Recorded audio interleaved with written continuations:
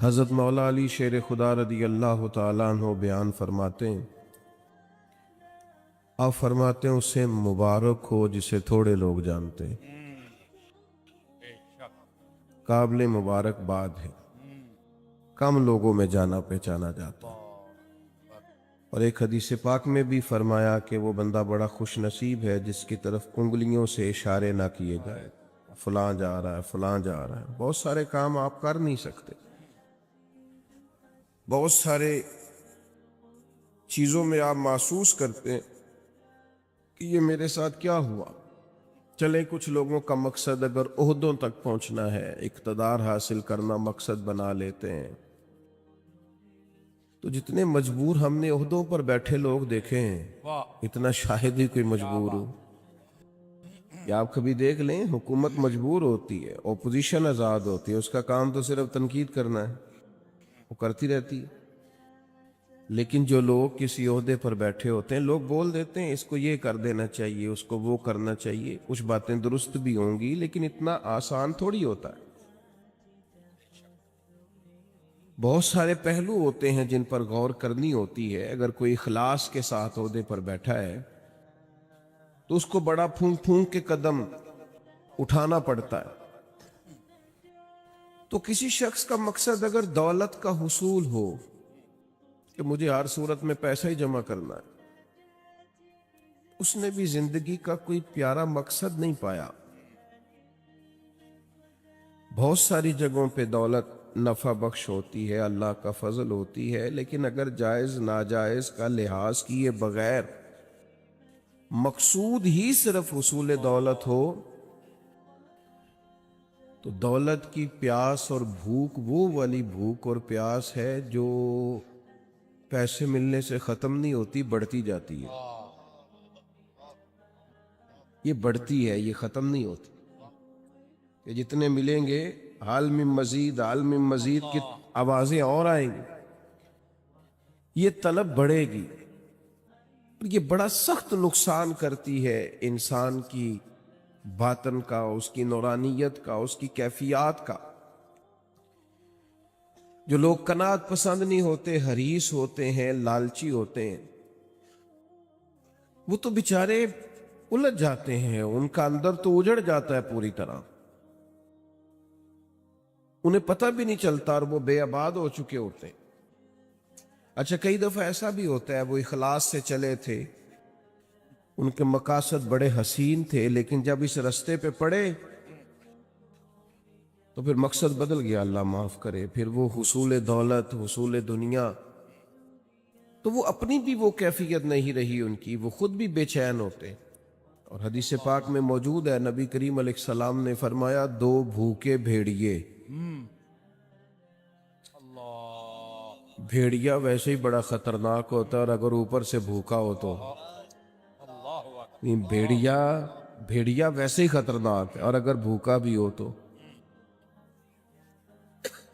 کریم فرماتے ہیں دو بھوکے بھیڑیے بکریوں کے ریوڑ میں کھلے چھوڑ دیے جائیں، کوئی روک ٹوک کرنے والا نہ ہو۔ فرمایا وہ دو بھوکے بھیڑیے بکریوں کے ریوڑ کا اتنا نقصان نہیں کرتے جتنی دولت اور شہرت کی محبت انسان کے دل کا نقصان کرتی۔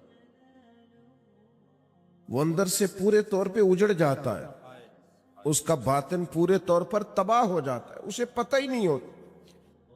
بہترین اور صاف ستھرے لباس کے پیچھے اس کی روح بے آباد ہو جاتی، کچھ بھی پاس نہیں ہوتا، ایک مشینی سی زندگی، آ رہا ہے جا رہا ہے، بیٹھا ہے، بول رہا ہے، گفتگو کر رہا ہے، کاروبار کر رہا ہے، اس ملک میں ہے، دوسرے ملک میں ہے، 3-4 فون رکھے ہوئے، کسی کو کوئی بات بتا رہا ہے، کسی کو کوئی، صبح اور شام تک اسے یاد ہی نہیں رہتا صبح میں نے کیا کہا تھا، چونکہ زندگی مشینی بن گئی ہے نا، الجھ سا گیا۔ تو یہ جتنے بھی مقاصد ہمارے ہاں لوگ پیدا کر لیتے ہیں، یہ سارے مقاصد بڑے تکلیف دہ ہوتے، لیکن اگر زندگی کا مقصد وہ حسین مقصد ہو جس کی طرف قرآن مجید نے رہنمائی فرمائی ہے، تو پھر انسان बड़ा बातनी सुकून महसूस करता है। अल्लाह ताला ने फरमाया अल्लज़ी खलक़ल मौत वल हयात लियब्लुवकुम अय्युकुम अहसनु अमला। फरमाया वो ज़ात जिसने मौत और हयात को पैदा किया है ताकि पता चले तुम में अच्छे अमल कौन करता है, बेहतरीन किरदार कौन पेश करता है। एक बात याद रखिएगा, हर आदमी बासलाहियत होता है, बहुत अच्छे, वाह, हर आदमी में अल्लाह ने कोई ना कोई खूबी रखी हुई होती है। एक तो हम अपनी खूबी का पता ही नहीं करते। यानी हर देखें, मस्जिद के बाहर लिखा होता है मेरे जैसे मौलाना साहब का नाम फलां ने मस्जिद बनाई, हालांकि जो पूरी बिल्डिंग की तामीर के लिए चुपके से पैसे दे गया था, ये भी उसने कहा था कि मेरा जिक्र ना करना किसी के सामने। बहुत अच्छा, और मियाँ वो भी बड़ा बानी है इस इदारे का, वाह भाई वाह, उसका भी खासा हिस्सा है यहाँ।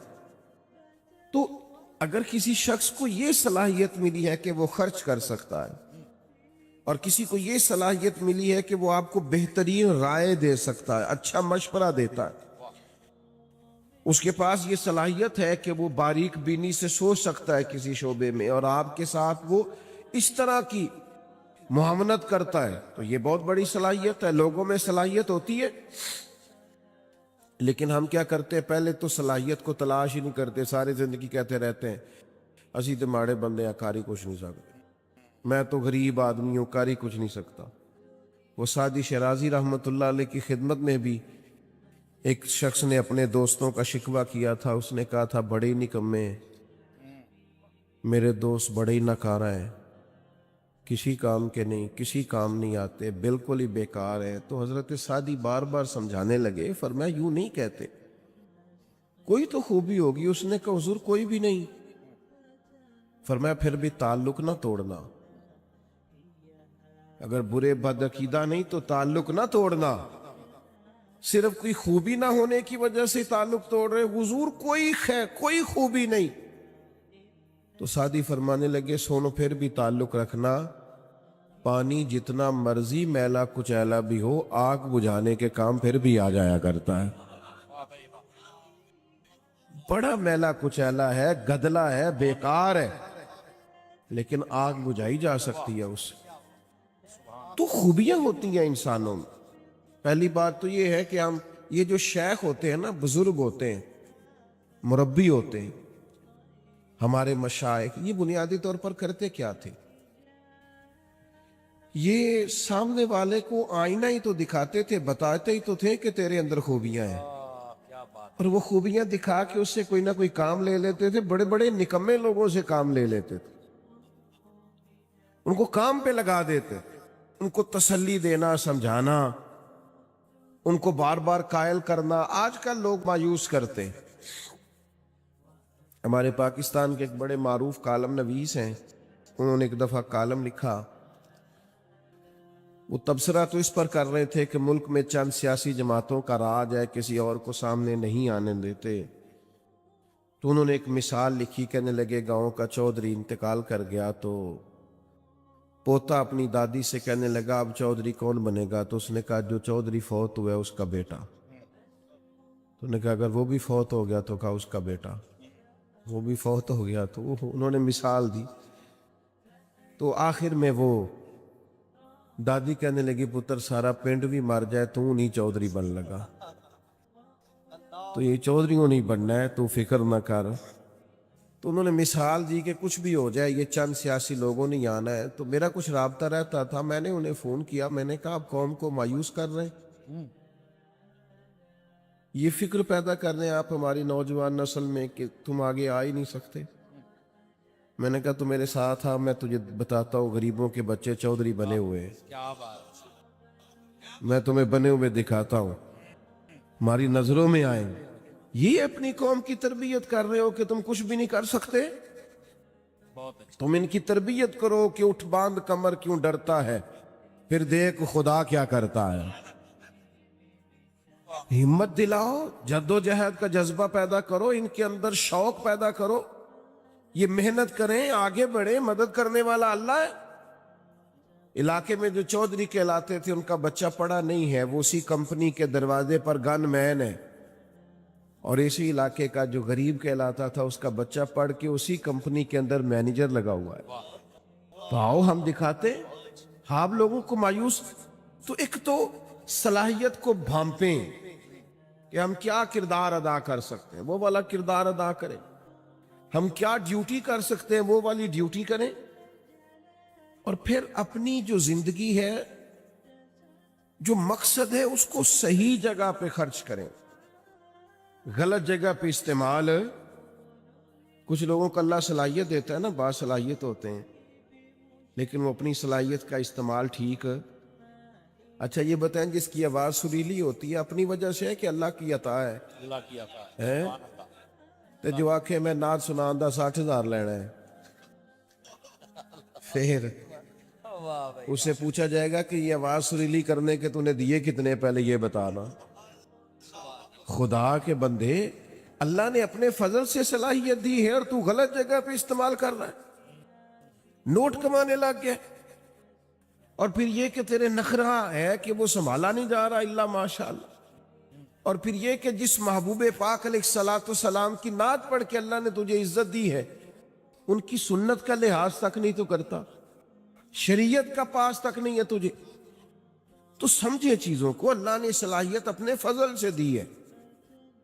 بڑے بھائی ہوتے ہیں، 4 5 6 بھائی ہیں، لیکن ان میں سے اللہ تعالیٰ کسی کو صلاحیت دے دیتا، آگے گزر جاتا ہے۔ اب وہ کیا کرتا ہے، وہ جناب جس کو تھوڑے سے پیسے مل جائیں یا معروف ہو جائے یا جانا پہچانا جائے، وہ مشورے دے دے کے مار دیتا ہے۔ وہ ایسے بات کر رہا ہوتا ہے جیسے بڑا پروفیسر ہے، او بھائی خدا نے فضل کر دیا، تیرا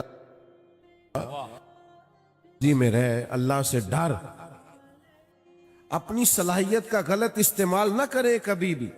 اگر باصلاحیت ہے تو اس اپنے آپ سے کوئی کام لے لیں، اپنے وجود کو بیکار نہ کریں، کوئی خدمت لیں، اس سے کوئی ڈیوٹی لیں، اپنے آپ کو کسی کام پہ لگا دیں، ورنہ ضائع ہو جائیں گے۔ بڑے لوگ ہیں ایسے باصلاحیت ہیں، لیکن ایسے کاموں میں وقت ضائع کرتے ہیں جو ان کے والا ہے ہی نہیں، بیکار اپنا وقت ضائع کرتے ہیں۔ ہارون رشید بیٹھے تھے تو بہت سارے لوگ بادشاہ کے دربار میں آیا کرتے تھے، تو ایک صاحب آ گئے، وہ کہنے لگے میں آپ کو کوئی کرتب دکھاؤں گا اور پھر آپ سے انعام پاؤں گا۔ یہ آتے ہیں نا کرتب دکھانے والے، میجک شو کرنے والے، پھر وہ کچھ دکھاتے ہیں اور ان کو 10 روپے 20 روپے ایک آدمی دیتا ہے۔ اس نے کہا میں کرتب دکھاؤں گا اور آپ سے انعام لوں گا۔ کہا چلو۔ تو کچی دیواریں ہوتی تھی، اس نے سوئی ایک پھینکی، وہ جا کے دیوار میں لگی۔ سوئی کے پیچھے ایک چھوٹا سا سوراخ ہوتا ہے، پنجاب میں لوگ اس کو نکا کہتے ہیں، اس میں دھاگا ڈالا جاتا ہے۔ عجیب بات یہ کہ آپ کی توجہ ہے میری بات پر، اس کرتب دکھانے والے نے دوسری سوئی پھینکی تو وہ جا کے اس سوراخ میں لگی جس میں دھاگا ڈالا جاتا ہے۔ وہ تیسری پھینکی تو وہ دوسری کے سوراخ میں جا کے، اتنا مضبوط نشانہ۔ کمال۔ اس نے 12 سوئیاں پھینکی، ایک دوسرے کے نکے میں لگتی، سوراخ میں۔ لوگ آشش کر اٹھے کہ اتنا بڑا اور زبردست نشانے باز۔ اب جب وہ 12 سوئیاں مکمل ہوئی تو ظاہر ہے جو اس زمانے میں طریقہ تھا، لوگ واہ واہ بھی کرنے لگے، کسی نے 10 روپے دیے، کسی نے 100 روپیہ، کسی نے 50 روپے۔ اب اس کی نظر یہ تھی کہ چونکہ میں نے بہت بڑا کمال دکھایا ہے تو بادشاہ مجھے زیادہ پیسے دے گا۔ جب سب تھک گئے دے کے تب اس کی نظر بادشاہ پہ تھی، تو ہارون رشید گردن جھکائے بیٹھے ہیں، دیکھا سناٹا چھا گیا ہے تو سر اٹھایا، کہنے لگے اس کرتب دکھانے والے کو پکڑو اور باہر لے جاؤ، ستون سے باندھ اور اسے 70 کوڑے مارو۔ وہ کہنے لگا بادشاہ میری غلطی، میں نے تو کمال دکھایا ہے اور یہ کمال لوگ آن کر کے دکھایا کرتے ہیں اور آپ سے انعام پاتے ہیں، تو آپ یہ ہے کہ مجھے کوڑے لگوا رہے۔ تو بادشاہ سلامت کہنے لگے کوڑے اس لیے لگوا رہا ہوں کہ اللہ تعالیٰ نے اتنا بہترین نشانہ دیا، تو مداری بن گیا، تیری سزا بنتی ہے۔ اس نے کہا حضور پھر کیا کروں؟ فرمایا میں تجھے فوج میں بھرتی کرتا ہوں، یہ جو نشانے کا اللہ نے کمال دیا ہے یہ کافر پہ لگا تھا کہ دین کے جھنڈے کو اللہ سر بلندی عطا کر، سبحان اللہ، یہ کافر پہ لگا، اپنی صلاحیت کو ضائع کر رہا ہے، بیکار کر رہا ہے۔ بہت اچھا۔ اللہ تعالیٰ نے قرآن مجید کے اندر یہ ارشاد فرمایا ہے کہ النبی اولیٰ بالمؤمنین من انفسہم، فرمایا نبی کریم صلی اللہ تعالی علیہ وسلم مومنوں سے ان کی جانوں سے بھی زیادہ قریب ہے۔ تو اس کو بند کر دیں، یہ اس کی لائٹ بند کر دیں، اللہ آپ کو یہ چھوڑ دیں، سارے آپ چلانے، یہ مائک چل جائے اتنا کافی ہے، باقی سب چھوڑ دیں، بات سنیں۔ میں نے عرض کیا ٹائم بہت کم رہ گیا۔ عزیز دوستو، ہمارا نا کائنات میں سب سے گہرا اور مضبوط رشتہ اللہ رسول کے ساتھ۔ دنیا کے اندر بہت سارے رشتے حساس ہوتے، ان کی حساسیت کا انکار نہیں کیا جا سکتا، پر جتنی حساسیت نبی پاک علیہ السلام کے رشتے میں پائی جاتی ہے نا، یعنی ہماری جانوں سے بھی ہمارے زیادہ مالک مدینے والے محبوب ہیں۔ یاد رکھیے گا کہ جب یہ رشتہ اتنا نازک ہے تو پھر اس تعلق کے لیے امتی کا بھی کام یہ ہے کہ وہ اس نزاکت کو ذرا گہری نظر سے سمجھے۔ حضور سید عالم علیہ السلام پر ایمان لانے کا معاملہ ہو تو حساس ہونا چاہیے۔ حضور کی ہر بات، بیٹا موبائل چھوڑ دو، بات مانتے، آپ اتنے پیارے ہیں ماشاءاللہ، آپ جب موبائل اونچا کرتے ہیں تو پچھلوں کو نظر نہیں آتا، وہ بیچارے پھر دقت محسوس کرتے۔ اللہ تعالیٰ آپ سب کو سلامت رکھے۔ نبی پاک صلی اللہ تعالی علیہ وسلم کی بات ماننے کے معاملے میں بھی صحابہ بڑے حساس تھے۔ بہت سارے لوگ ہمیں بہت سارے کام کہتے ہیں، بہت ساری نصیحتیں بعض اوقات ہمیں سننے کو ملتی ہیں، لیکن رسول کریم صلی اللہ تعالی علیہ وسلم جب اپنے غلاموں کو کوئی بات ارشاد کرتے، حضور جب کچھ بیان کرتے اور غلاموں سے جب سرکار کسی بات کا تقاضا کرتے تو وہ اس کی حساسیت کو سمجھتے تھے۔ حضرت حکیم بن حزام رضی اللہ تعالیٰ عنہ بیان فرماتے کہ نبی کریم صلی اللہ تعالی علیہ وسلم نے ہم سے عہد لیا تھا کہ ہم کسی دنیا دار کے آگے ہاتھ نہیں پھیلائیں گے، اپنا رجوع ہمیشہ اللہ رسول کی جانب رکھیں گے، دنیا داروں سے، مالداروں سے، سیٹھوں سے، نوابوں سے ہم کبھی ہاتھ پھیلا کے مانگیں گے نہیں۔ وعدہ ہو گیا، بیعت ہو گئی اس بات پر۔ فرماتے ہیں پھر ہمارا حال یہ تھا کہ اگر کوئی شخص گھوڑے یا اونٹ پر بیٹھا ہے اور اس کے ہاتھ سے درہ گر گیا ہے اور قریب اس کا غلام بھی کھڑا ہے تو اپنے غلام سے نہیں کہا کرتا تھا کہ درہ مجھے پکڑا دو، وہ خود گھوڑے سے نیچے اترتا تھا، خود اونٹ سے نیچے اترتا تھا، تو وہ درہ اٹھاتا تھا۔ جب سوال کیا جاتا کہ آقا میں قریب کھڑا تھا، میں غلام ہوں، مجھے آپ حکم کر دیتے، ارشاد کر دیتے، میں آپ کا درہ پکڑا دیتا، تو وہ کہتے کیسے تمہیں کہہ دیتے، ہم نے تو اپنے نبی پاک علیہ السلام سے وعدہ فرمایا ہے کبھی کسی دنیا دار سے سوال نہیں کریں گے۔ تو حضور کی بات ماننے کے معاملے میں حساس ہونا، آج کل نا مسلمان ہفتے جمعہ پڑھتے ہیں، ہفتے میں ایک دفعہ جمعہ ہوتا ہے، عید کی نماز ہوتی ہے، مختلف محافل ہوتی ہیں، تو بہت ساری احادیث سنتے ہیں، بہت سارے ارشادات ہمارے کانوں سے آ کر کے ہماری سماعتوں کو معطر کرتے ہیں۔ تو چونکہ بہت ساری باتیں ہم سنتے ہیں، تو وہ خاص حساسیت جو اس معاملے میں ہونی چاہیے کہ بندہ سمجھے بس مجھے حضور کا ارشاد پہنچ گیا، بس مجھے نبی پاک علیہ السلام کی بات آ گئی، بس حضور نے حکم دے دیا۔ یہ حساسیت بڑی ضروری ہے۔ یاد رکھیے گا کہ یہ نہیں ہو سکتا کہ ہم حضور کی احادیث کو، قرآن مجید کی آیات کو بھی معاذ اللہ صرف کانوں کی لذت کے لیے سنیں اور کہ ماشاء اللہ سبحان اللہ کیا بات ہے، کیا بات آپ نے بیان کی، لیکن اس کی جو خاص تاثیر ہے اور اس کا جو خاص درجہ ہے اور بندہ مومن کے دل کے اندر اس کے لیے جو خاص مقام ہونا چاہیے، جب تک وہ ہم اپنے اندر پیدا نہیں کرتے، ایمان کی لذت نصیب نہیں ہو سکتی۔ آپ دیکھیے، میں نے عرض کیا تھا خاموش، اور حضور وضو کر کے مسکرائے تھے۔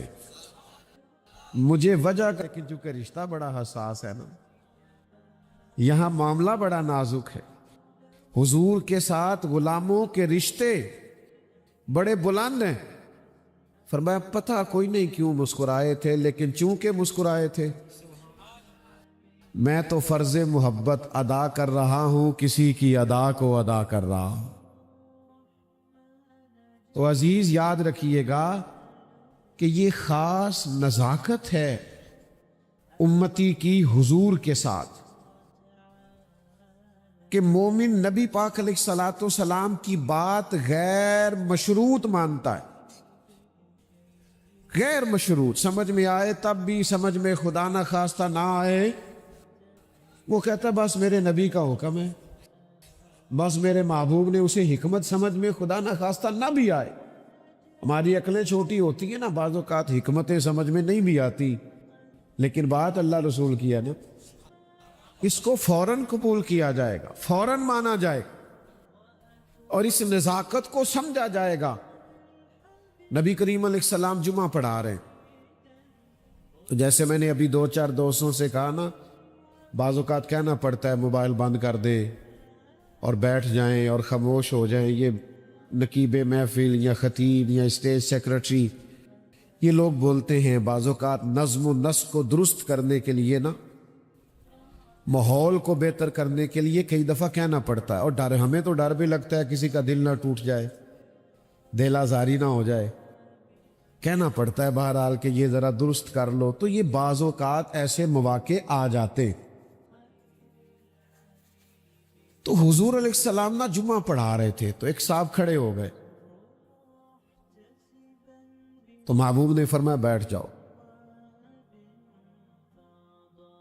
ایک صحابی دروازے پہ تھے، ابھی ان کے کانوں میں آواز گئی، وہ وہی بیٹھ گئے۔ ایک قبیلہ بنو غنم میں تھے، ان کے کانوں میں وہی آواز گئی اور وہ وہی بیٹھ گئے۔ جس نے جہاں سنا وہ وہی۔ اچھا، نبی پاک علیہ السلام نے ایک شخص سے کہا، تو جب سوال ہوا نا کہ بھئی آپ سے تو نہیں کہا تھا، آپ سے تو نہیں کہا تھا، آپ سے تو نہیں کہا تھا، یہ تو فلاں سے کہا تھا، تو کہا یا رسول اللہ اپنے نام تو نہیں نہ لیا۔ یہ محبوب کی بارگاہ ہے، بس اشارہ ہو گیا، بس حکم ہو گیا، بس ہم سمجھ گئے کہ کریم کی اس وقت رضا یہ ہے کہ بیٹھ جاؤ، بس حضور کی مرضی یہ ہے کہ بیٹھ جاؤ۔ تو چونکہ نام لیا نہیں، ارشاد فرمایا نہیں، تو جس کے کانوں میں آواز گئی نا، سانو قید سجن دا گہنا ہے، او جنج رکھے اساں اونج رہنا ہے۔ تو بس بات کانوں میں آ گئی، ختم ہو گیا معاملہ۔ حضور نے فرما دیا بیٹھ جاؤ، تو لہذا بیٹھ گئے۔ تو میں نے یہ باتیں 2-3 آپ کی خدمت میں عرض کی کہ زیادہ غلام زیادہ بحثیں نہیں کرتے کہ یہ کیسے ہوا، تو اس کی کیا حکمت ہے، تو اس کام میں کیا حکمت ہے.